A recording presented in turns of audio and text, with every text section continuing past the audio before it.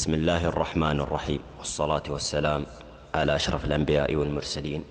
باسمي وباسم أم الحبيبة وباسم إخواني وأخواتي نهنئكم من قلب مشتاق لفرحكم، نهنئكم وأسعد أوقات الهناء بقربكم، نهنئكم بقلب يحمل الحب لكم، ونشهد أنكم على قدر الثقة لا يقاس النجاح بالموقع الذي يتبوأه المرء في حياته بقدر ما يقاس بالصعاب التي يتغلب عليها.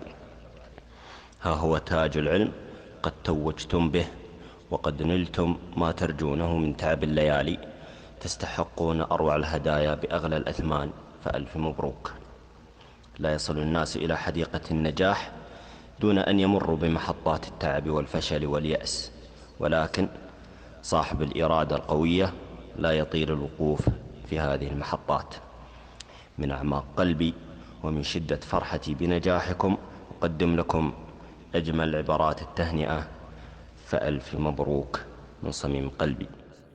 الله الله الله، زدت القوافي مع الأوزان وهديت من جاز للألحاني. زدت القوافي مع الأوزان وهديت من جاز للألحاني، للي لهم بالفخر نيشان سعيد ومنيره وعزلة. زدت القوافي مع الأوزان وهديت من جاز للألحاني، وهديت من جاز للألحاني. كل تخرج رفيع الشان حلمه تحقق بهالليلة، ونهدي لهم الفرح ألوان ومن الشعر حن نرهيله. سكت القوافي مع الأوزان وهديت من جاز للألحاني، وهديت من جاز للألحاني.